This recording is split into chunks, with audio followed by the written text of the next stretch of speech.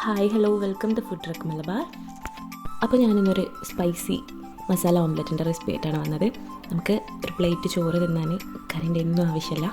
നല്ല ടേസ്റ്റുള്ള അതുപോലെ തന്നെ ഈസി ആയിട്ട് ഉണ്ടാക്കാൻ പറ്റിയ നല്ലൊരു ഓംലെറ്റിൻ്റെ റെസിപ്പിയാണ്. അപ്പോൾ നമുക്ക് റെസിപ്പി നോക്കാം. ആദ്യം തന്നെ ഞാനിവിടെ 3 കോഴിമുട്ട പൊട്ടിച്ച് വയ്ക്കുന്നുണ്ട്.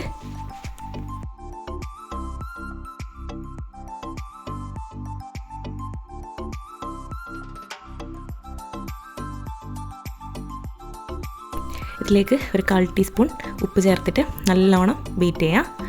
1 മിനിറ്റ് നേരം നല്ലോണം ഒന്ന് ബീറ്റ് ചെയ്ത് കൊടുക്കുക.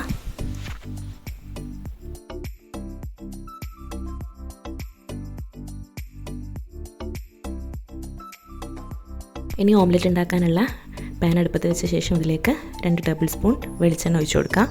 അതിലേക്ക് ഒരു 4 അല്ലി വെളുത്തുള്ളി കട്ട് ചെയ്തും കൂടി ഇട്ട് കൊടുക്കുക. നല്ലോണം മൂത്ത് വരുന്ന സമയത്ത് പച്ചമുളക് കറിവേപ്പില ഇട്ടിട്ട് നല്ലോണം ഇളക്കി കൊടുക്കുക.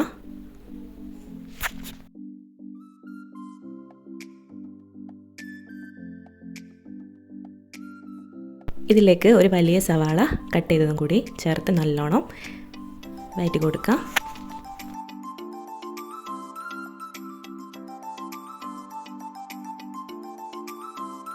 സവാള എല്ലാം വഴന്ന് വന്നാൽ ഇതിലേക്കൊരു 1/4 ടീസ്പൂൺ ഉപ്പ് ചേർത്ത് കൊടുക്കുക. 1/4 ടീസ്പൂൺ മഞ്ഞൾ ചേർത്ത് കൊടുക്കുക. 1/2 ടീസ്പൂൺ മുളക് പൊടി ചേർത്ത് കൊടുക്കുക. എല്ലാം കൂടി ഇതിൻ്റെ പച്ചമണം മാറുന്നത് വരെ നല്ലോണം ഇളക്കി കൊടുക്കുക. ഫൈനലായിട്ട് ഇതിലേക്ക് ഒരു 1/4 ടീസ്പൂൺ കുരുമുളക് പൊടിയും കൂടി ചേർക്കുക. ഈ മസാല ഓംലെറ്റിന് നല്ല സ്പൈസി ആയിട്ടുള്ളൊരു ഓംലെറ്റാണ്. നമ്മൾ സാധാ ഓംലെറ്റിനേക്കാളും കുറച്ചുകൂടി കഴിക്കാൻ കുറച്ച് സ്പൈസി ആയിട്ട് തന്നെ ഉണ്ടാവുക. അപ്പോൾ ചോറിൻ്റെ കൂടെയൊക്കെ നല്ല കോമ്പിനേഷനാണ്. അപ്പോൾ ഇത് നല്ലോണം ഡ്രൈ ആക്കി ഇതിലേക്ക് ലാസ്റ്റായിട്ട് ഒരു 2 ടേബിൾ സ്പൂൺ വെളിച്ചെണ്ണയും കൂടി ഒഴിച്ച് കൊടുക്കണം. ഇനി ഇതെല്ലാം ഈ പാനിൽ സൈഡിലായിട്ട് നല്ലോണം നേരത്തെ വെച്ച് കൊടുക്കാം.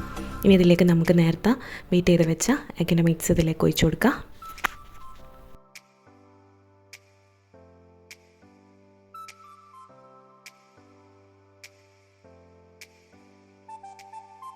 ഒരു 3 മിനിറ്റ് ഇതൊന്ന് മൂടി വെച്ചിട്ട് കുക്ക് ചെയ്തെടുക്കാം. അപ്പോൾ ഒരു സൈഡ് നല്ലോണം കുക്കായതിന് ശേഷം മറ്റേ ഭാഗം കൂടി ഒന്ന് മറിച്ച് കുക്ക് ചെയ്തെടുക്കാം.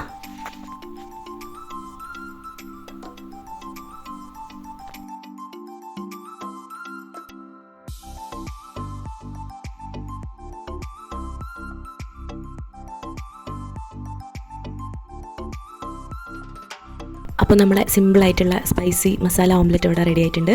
ഇത് നമുക്ക് ചോറിൻ്റെ കൂടെ കറികളൊന്നും ഇല്ലാത്ത സമയത്ത് സിമ്പിളായിട്ട് നല്ല ടേസ്റ്റി ആയിട്ട് ചോറിൻ്റെ കൂടെ കഴിക്കാൻ പറ്റുന്ന ഒരു നല്ലൊരു ഓംലെറ്റാണ്.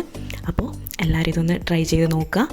അപ്പോൾ എൻ്റെ വീഡിയോസ് എല്ലാം ഇഷ്ടപ്പെടുന്നുണ്ടെങ്കിൽ എൻ്റെ ചാനൽ സബ്സ്ക്രൈബ് ചെയ്യാണ്ടാണ് കാണുന്നതെങ്കിൽ ഒന്ന് സബ്സ്ക്രൈബ് ചെയ്ത് സപ്പോർട്ട് ചെയ്യുക, ലൈക്ക് ചെയ്യുക. Okay, by.